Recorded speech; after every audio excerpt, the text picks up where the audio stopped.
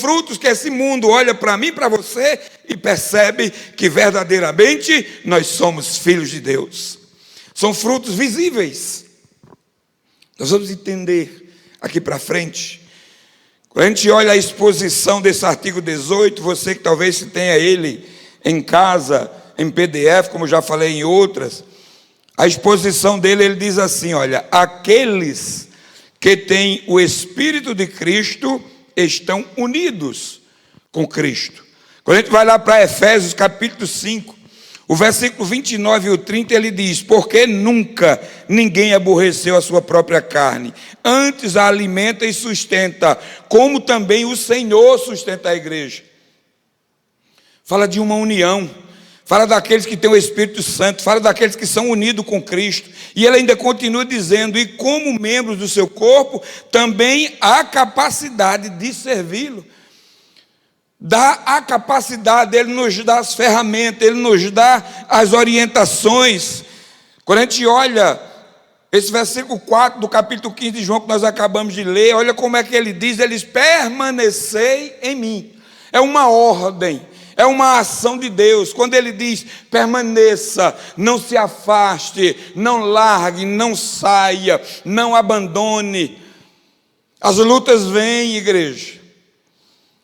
Vêm, as tribulações vêm, as dificuldades vêm, mas nenhuma delas pode nos afastar, nenhuma delas pode nos tirar, pelo contrário, tudo quanto possa vir para mim ou para você, nós temos que crescer na graça, nós temos que olhar como o salmista olhou para as dificuldades e disse, eleva os meus olhos para os montes, de onde virá o meu socorro? Ele não correu, ele não fugiu, ele tinha certeza de onde vinha a solução. Assim somos nós, se permanecer nele.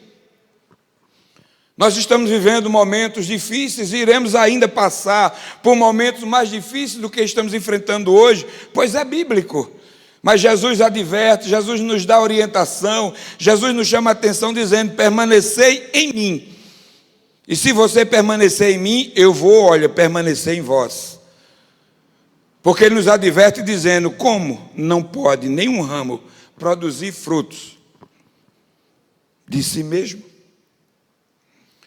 Você já estirou qualquer ramo, qualquer galho de uma árvore e deixou ele solto, sem estar no caule principal, ele produz fruto? Não demora muito, ele murcha, seca e morre. Assim somos nós, longe de Cristo. Assim somos nós, longe desse Senhor, fora dessa união com Ele, fora dos acontecimentos celestiais com Ele. De onde nos vem o poder para a vida cristã, para o serviço e o testemunho de Jesus? De onde vem se nós não permanecermos fiéis a Ele, se nós não permanecermos firmes na sua promessa? Então nessa noite nós iremos responder a essa pergunta, através da análise de vários textos bíblicos, quais nós iremos percorrer aqui essa lição, acerca desses 18 artigos da breve exposição. E o primeiro deles, amados, nós vamos falar sobre a união vital entre nós, crentes cristãos, com Cristo. A união vital entre os crentes e Cristo. Essa palavra vital, a união necessária. A palavra vital significa necessário para a manutenção da vida. Sem Ele nós não somos nada. Sem Ele nós não chegaremos a lugar nenhum, e muito menos ir morar nos céus. Sem Ele nós não somos nada. Tem sempre uma frase que as pessoas sempre gostam de dizer: Deus sem você continua sendo Deus. E você sem Deus? O que é que nós somos sem Ele? Então vamos entender aqui, o primeiro ponto, a união vital entre os crentes e Cristo.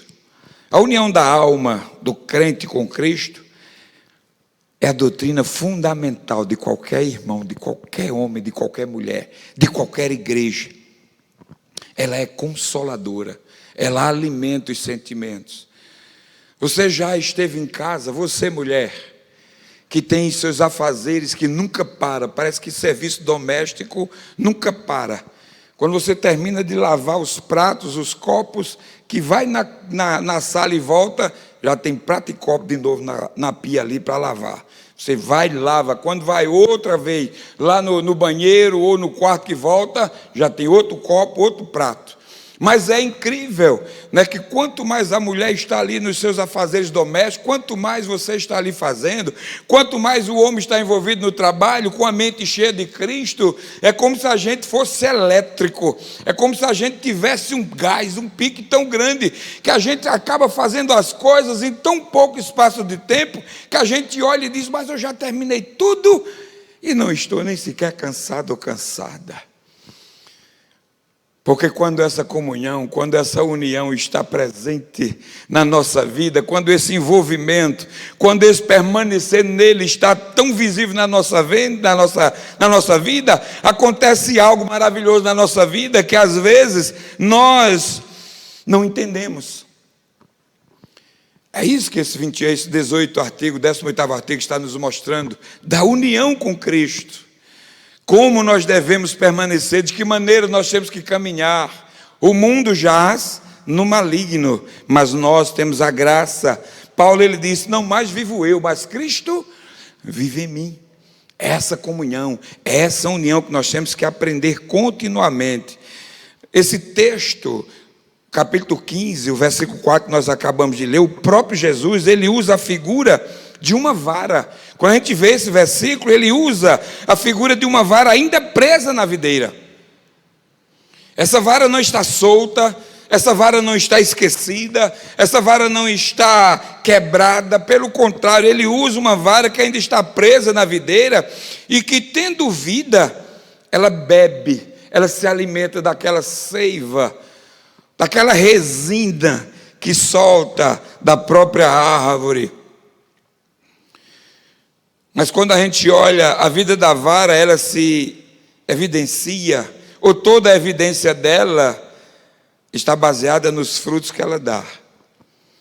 Quando você olha uma árvore, a gente olha e vê Jesus caminhando com os discípulos, sentiu fome e chega próximo a uma árvore para tirar fruto daquela árvore, para se alimentar, mas aquela árvore não tinha um fruto sequer. Qual foi a atitude dele? Qual foi o comportamento dele ali? Ele simplesmente disse que a partir de então aquela árvore nunca mais iria dar fruto. Ela iria murchar. E foram para a caminhada, quando voltaram, que passaram, que viram, a árvore estava lá murcha, seca. É como se aquela palavra ali fosse pesada para aqueles que vissem, para aqueles que estavam caminhando com o Senhor. Mas essa palavra a gente trazendo para a vida da gente, essa palavra a gente trazendo para o nosso dia a dia, amado, é como eu estar na igreja, eu estar vivendo na casa do Senhor, eu estou aqui dizendo que eu vivo essa palavra, mas quando eu saio daqui, a minha vida, aliás, parece que ela muda, eu tenho dupla identidade, ou dupla personalidade, e quando eu saio daqui, eu começo a esquecer das bênçãos de Deus na minha vida, e começo a caminhar e viver de forma totalmente diferente. Eu começo agora as práticas do homem natural, as práticas do homem que parece que não conhece Deus, que não sabe quem é Deus, mas está na videira, mas faz parte da videira, essa árvore está lá, o ramo está enxertado na videira. É como se às vezes a gente pensa que Deus não está olhando, é como se a gente analisa e pensa, mas acontece, faz e não muda, não acontece nada, é como se Deus não estivesse vendo, mas eu quero dizer para você nessa noite, Deus está vendo todas as coisas. Pense você ou não, acredite você ou não, mas Deus está vendo todas as coisas. A palavra dele diz que ele vê o oculto e o escondido. Ele vê aquilo que ninguém da nossa família vê, o que há dentro do nosso coração.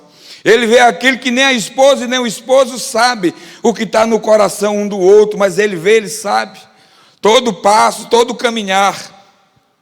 Então, amado, a vida da vara, ela tem a sua evidência, ela tem as suas características, ela nos mostra, ela é revelada através dos seus frutos. Se o fruto dela for o fruto digno de arrependimento, aquela vara verdadeiramente está na videira.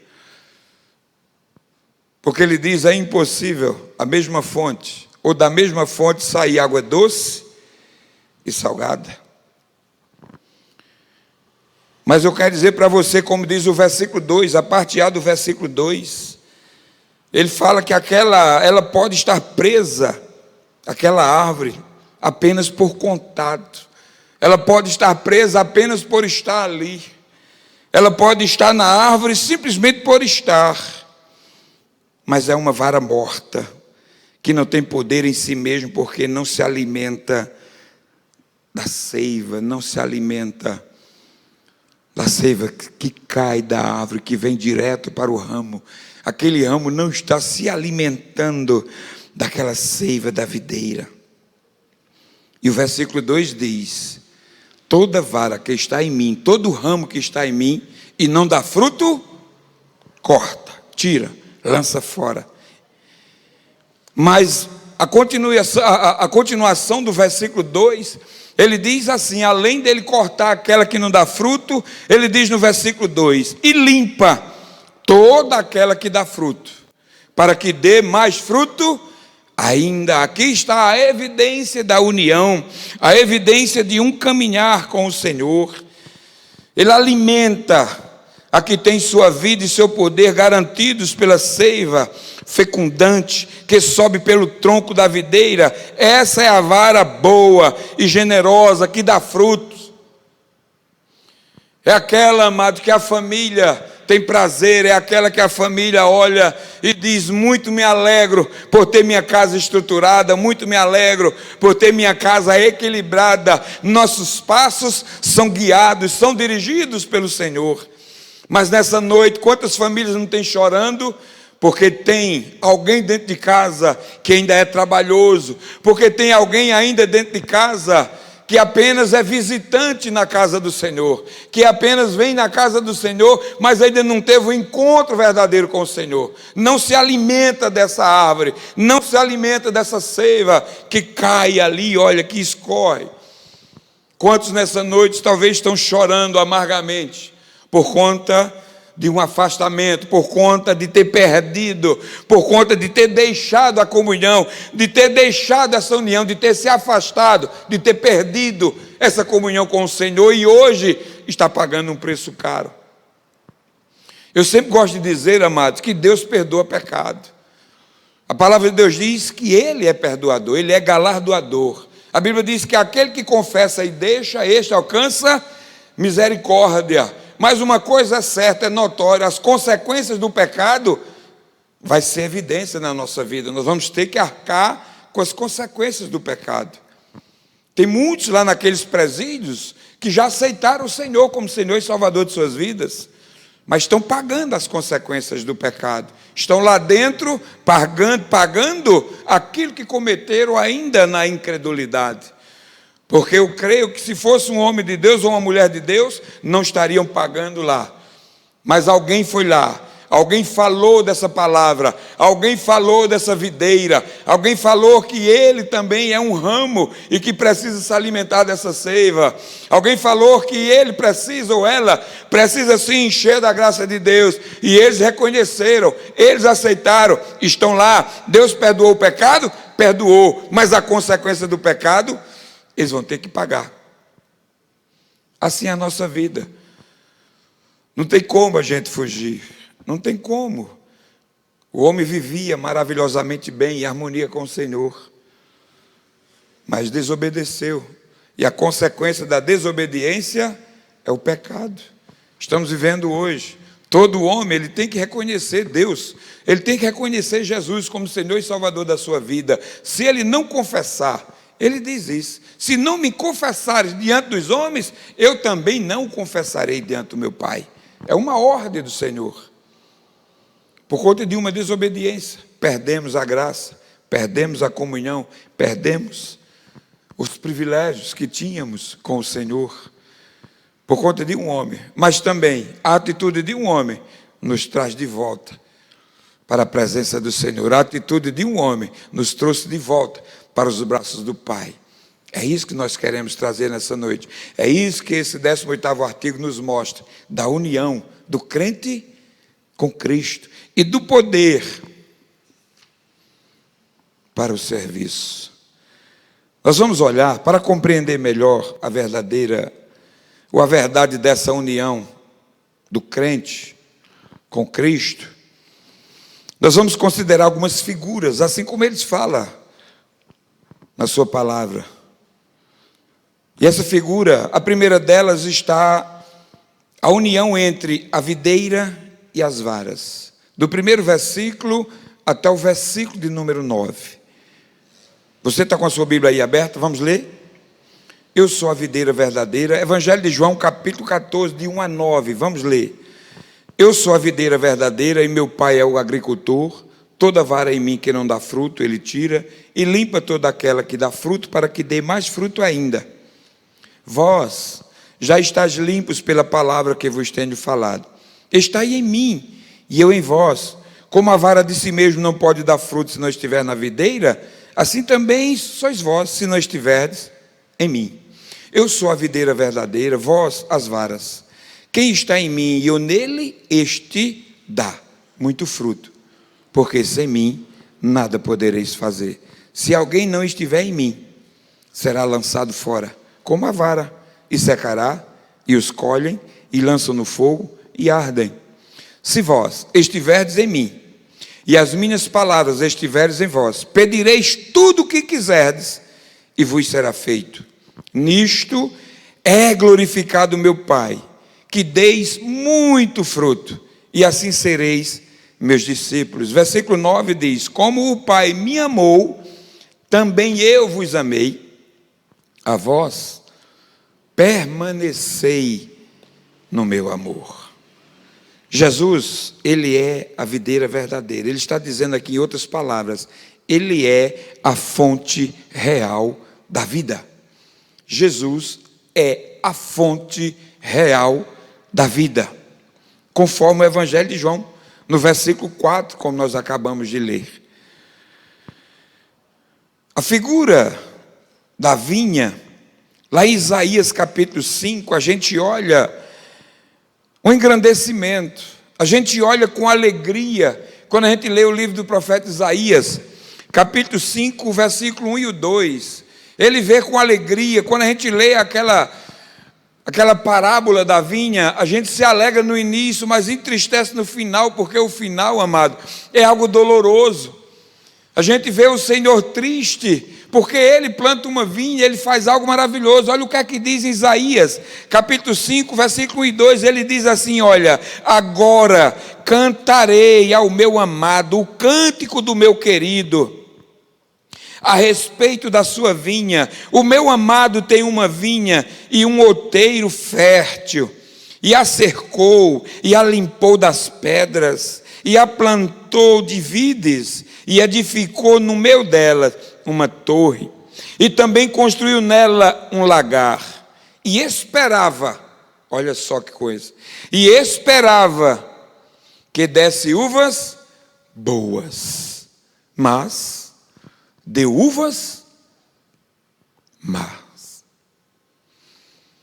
Amados, quando a gente olha toda a criação, a perfeição com que o Senhor criou, a perfeição com que Deus elaborou, houve a participação ali da Trindade, de toda a criação, Deus ali falou e aconteceu, de todas as criações, tudo quanto Deus criou, Ele disse, haja luz, houve luz.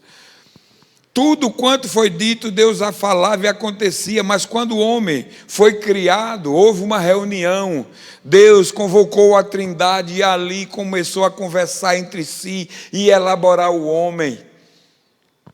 E a gente olha, amado, nas palavras do Senhor, que não foi apenas um que foi criado, ou seja, quando Deus menciona ali, Ele diz, façamos, Ele está dizendo, olha, há uma comunhão, há uma integração, há um envolvimento. Deus criou perfeitamente o ser humano, para que nós viéssemos ser esta vinha. Deus preparou tudo e nos colocou dentro do jardim do Éden com um propósito, com um projeto. Deus nos criou de forma linda e maravilhosa, mas o homem se perdeu na caminhada. Mas quando a gente olha essa parábola aqui, a gente vê no Novo Testamento, Deus enviando aquele homem, Deus mandando o seu filho, Deus mandando aquele homem, amado, para cuidar da vinha, para cuidar dos seus. Mas a Bíblia mostra no Evangelho de João, no capítulo 1, lá no versículo 11, a gente olha quando Jesus ia chegando, a gente vê o versículo 11 dizendo: veio para os seus, mas os seus o rejeitaram. Veio para os seus, aquela palavra era como dissesse assim: olha, veio para alegrar, para trazer alegria ao coração daquela criatura que Deus criou com tanta perfeição, veio para trazer renovo ao coração do homem, veio para trazer novas oportunidades ao coração do homem, mas o homem rejeitou, mas o homem abandonou, mas o homem crucificou. Ah, mas quando eu leio essa parábola da vinha e vou para o Evangelho de João, eu começo a chorar, porque eu também fazia parte, eu também estava dentro dessa multidão que rejeitava a Cristo, eu também estava dentro dessa multidão que também ignorava o chamado dele. Olha a preocupação de Deus para não deixar que nenhum pereça. Olha a preocupação de Deus para fazer com que a vinha fosse de novo restaurada. Manda o seu amado filho para que a sua vinha de novo voltasse a brilhar. Mas a gente olha e vê, amado, coisas terríveis.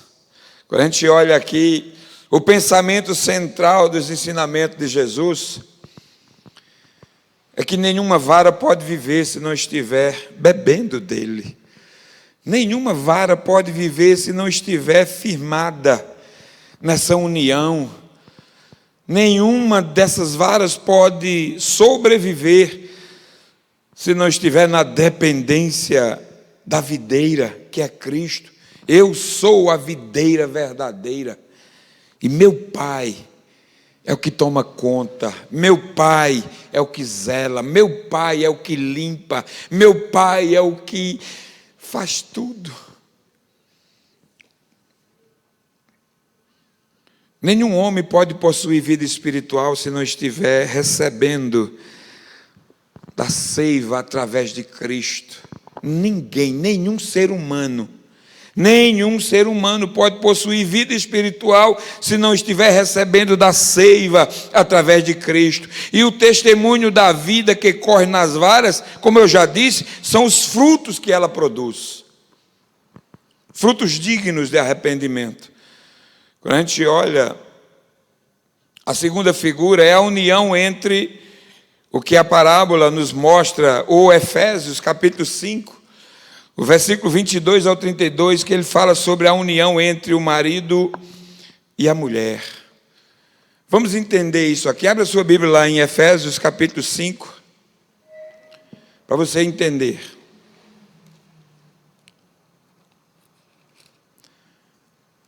Ele faz essa comparação.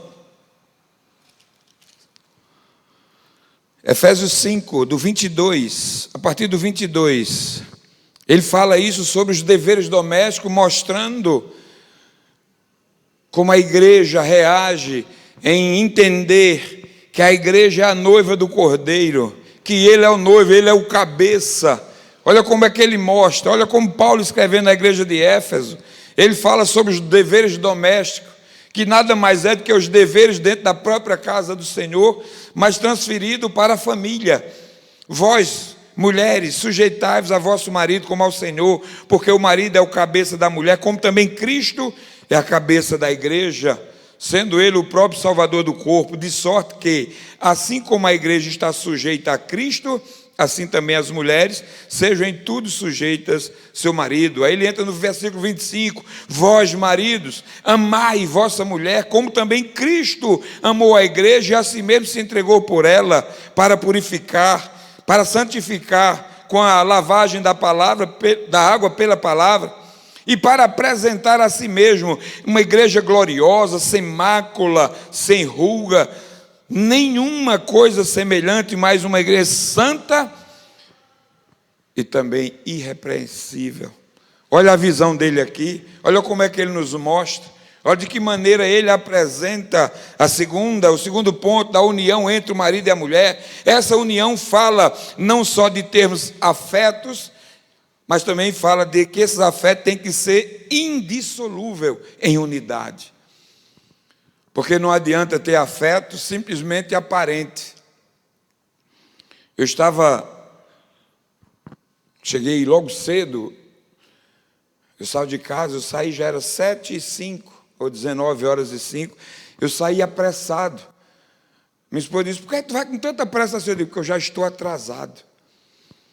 Eu gosto de chegar na igreja cedo, eu não gosto de chegar atrasado. Eu me lembro que há 26 anos atrás, quando eu cheguei aqui, eu não sei se não são as pessoas, mas o mundo muda as pessoas. E quando a gente chegava em culto de oração, culto de doutrina, há 26 anos atrás, era tanta gente nessa igreja, mas era tanta gente, mas era tão gostoso. A gente via orar, a gente via aprender acerca do reino de Deus. Então nós temos que aprender, amado, que essa união, ela não só fala de termos afetivos, mas fala também de ação indissolúvel. Hoje é como se a maioria das pessoas tivesse uma pedra amarrada nos pés para vir para a igreja, é como se o salmo não estivesse mais funcionando. Aquele salmo que diz, alegrei-me quando me disseram, vamos à casa do Senhor. É como se nós estivéssemos presos dentro do nosso clausuro lá, ou enclausurado, e nós não tivéssemos mais vontade, ou seja, nós estamos mais presos numa televisão dentro de casa, do que de vir para a casa do Senhor e ouvir a palavra de Deus. Como é difícil, amados, como é difícil passar 1 hora em casa de frente da televisão, ouvindo esta palavra, sem que passe ninguém por perto, sem que passe ninguém de lado, sem que ninguém converse. Sempre tem alguém dentro de casa conversando, sempre tem alguém dizendo alguma coisa, e isso nos tira a concentração, isso rouba de nós a atenção acerca daquilo que o Senhor tem para nos dar. Mas eu louvo a Deus por você que veio aqui essa noite. Eu louvo a Deus por você que está aí no seu sofá, em casa, ouvindo essa palavra e não está deixando que nada atrapalhe. Então nós temos que entender que essa união, ela tem que ser gerada na alma do homem, esse desejo de vir para a casa do Senhor, esse desejo de ser dependente de Deus, esse desejo de ser de forma indissolúvel a unidade. Mas nós temos que ter dependência mútua e lealdade, assim como assim é no casamento. Tem que ter lealdade. Assim somos nós, essa união do crente com Cristo. Temos que ser leal. A carta de Paulo à igreja de Éfeso, ela apresenta a ideia de Cristo, o cabeça, como aquele que pelo sacrifício ele adquiriu o direito. Quando a gente olha esses versículos que nós acabamos de ler, ela apresenta que Cristo, ou seja, é o cabeça, que ele adquiriu pelo sacrifício o direito a essa posição. A igreja, sob os cuidados real do esposo, ela é apresentada santa, sem mácula, sem defeito, sem rugas. Terceiro ponto, ela mostra sobre a união entre a cabeça e os membros, ou seja, os crentes já haviam sido apresentados como membros do corpo, ilustrando o tipo da união lá naquela vara entre eles, todos considerados preciosos. Se você acha que não é precioso aos olhos do Senhor, pode ter certeza que você é precioso aos olhos do Senhor. Cristo, que é a cabeça, para que em tudo ele tenha preeminência. Os membros estão sujeitos à cabeça, os braços, as pernas, o falar, o ouvir, está tudo dependente da cabeça. Assim somos nós. Nós somos dependentes de Cristo. Nós somos dependentes do Senhor. Como vara, como ramo, nós somos dependentes daquela seiva que a árvore solta e nós nos alimentamos dela. A quarta é a união da raça com a origem da sua vida em Adão. Eu falei lá no início. De Adão recebemos a vida natural. Somos descendentes de Adão através dessa carne. De Cristo, o segundo Adão, recebemos a fonte de vida espiritual. Por causa do primeiro, somos rodeados de todas as influências para o pecado, para pecar. Por conta de Adão, nós somos rodeados de todas as influências contrárias para nos tirar da presença do Senhor. Mas por causa do segundo, nós somos assistidos por todas as providências divinas para a vida e para a justiça de Deus. Por conta de Cristo, nós somos assistidos, nós somos nutridos, nós somos abastecidos. Unidos nele, ele nos enche, ele nos dá, ele nos abastece, ele nos sacia. Não adianta a gente procurar encher os nossos desejos em outra coisa. Cristo é aquele que nos abastece. Contudo, quinto, a união entre o edifício e o arquiteto. A vida do crente e da igreja é obra de Cristo. Lembra que ele disse que as portas do inferno não prevalecerão contra a minha igreja? Quando a gente lê o Salmos 91, versículo 7, ele também diz: 1000 cairão ao teu lado, 10.000 à tua direita, mas tu não serás atingido. Ele está falando da igreja, ele está falando, do edifício qual fora construído. 1 Pedro, capítulo 2, versículo 4 e 5, vamos lá, para a gente entender a obra, ou a união entre o edifício e o arquiteto. 1 Pedro, logo depois de Tiago. 1 Pedro, capítulo 2, versículo 4 e versículo 5.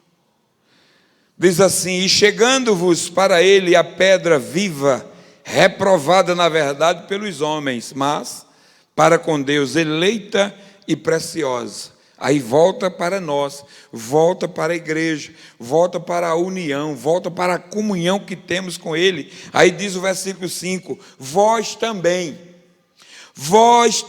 como pedras vivas, sois edificados casa espiritual, sacerdócio santo, para oferecer de sacrifícios espirituais agradáveis a Deus, através de quem? De Jesus Cristo. Olha que coisa linda, olha que coisa maravilhosa. Ele mesmo disse que construiria a sua igreja. Essa figura fala não apenas da propriedade, mas também da glória buscada por Cristo na igreja que edificou. E o edifício construído foi para a morada de Deus em espírito. É esse aqui.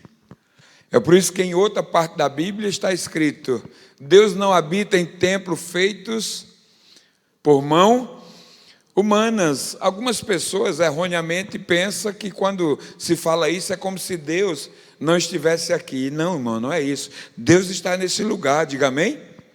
Deus está aqui. Quando ele diz que Deus não habita, a palavra habitar significa morar. Imagina se ele morasse aqui. Quando a gente saísse daqui, terminasse o culto, fechasse as portas, Deus ficava preso aqui dentro? Quando ele diz que não habita, ele está dizendo: eu não moro em templo feito por mãos humanas. Mas ele escolheu eu e você como morada dele. Ele escolheu a mim e você, por quê? Porque fomos feituras dele, somos criatura dele, fomos criados conforme a sua imagem e conforme a sua semelhança. Então ele habita em nós porque ele nos criou. Somos templo, edifício, como fala aqui.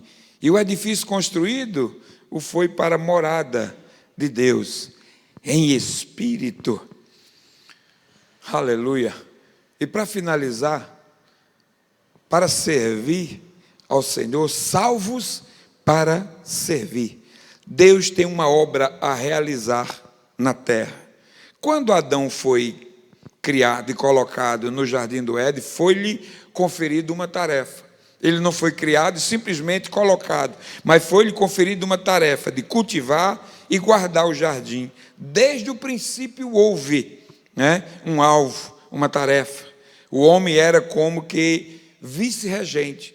Eu estou ministrando na igreja onde eu estou pastoreando, ali em São Tomé, em Alagoa Nova, eu estou falando sobre isso. A mordomia cristã, o mordomo do Senhor, aquele que vive para gerenciar, aquele que vive para agradar. Mordomo é aquele que serve, não é mordomia, desfrutando de coisas sem fazer nada, não. Essa palavra mordomo, né? A mordomia em Cristo vem de palavra mordomo, servir. Então nós somos mordomos, nós somos servos do Senhor. E aqui nós fomos salvos para servir. O homem era como que vice-regente da criação. Depois do pecado, o problema não era mais a terra. Veja que antes do pecado, a ordem de Deus era para cultivar, então tinha que fazer, guardar, e tinha que preparar tudo. Agora, depois do pecado, o problema agora não estava mais na terra, mas o problema agora estava onde? No próprio homem.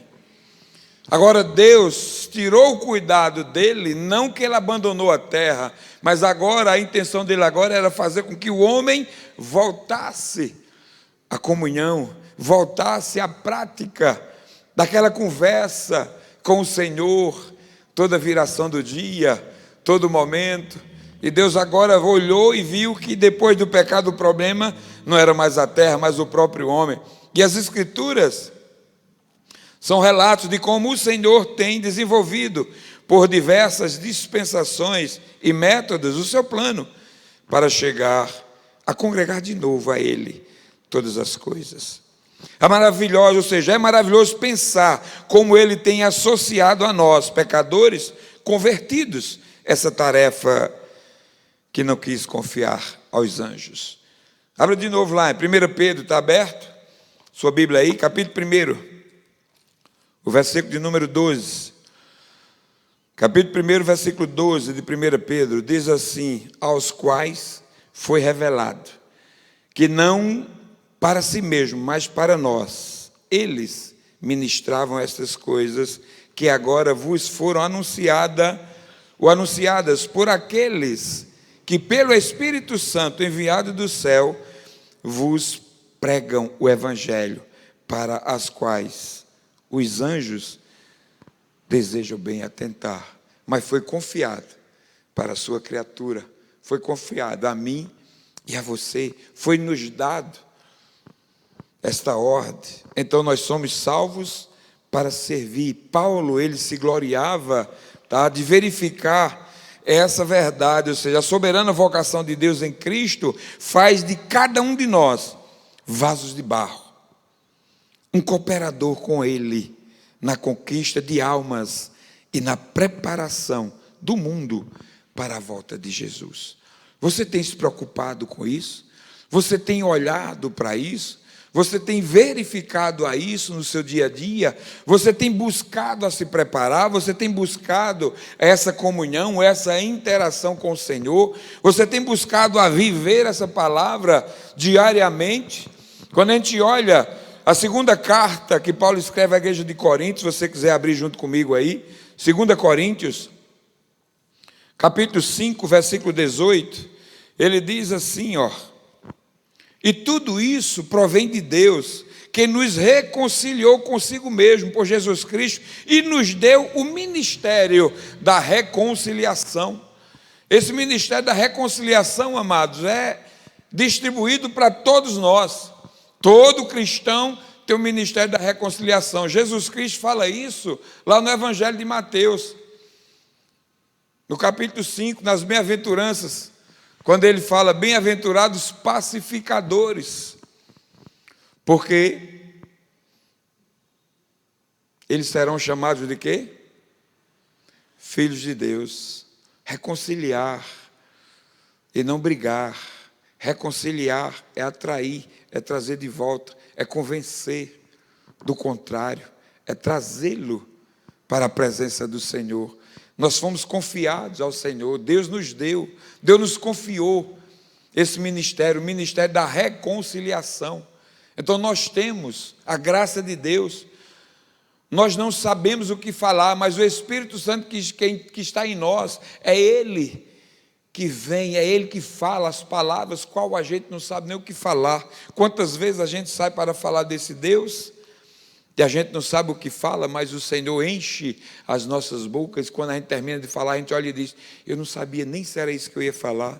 Quantas vezes a gente vem com uma palavra preparada para ministrar aqui na igreja, e com o decorrer do culto, com a ação de Deus através do culto, Deus chega e diz: não é essa que você vai falar, você vai falar essa daqui, é essa que eu quero que você fale.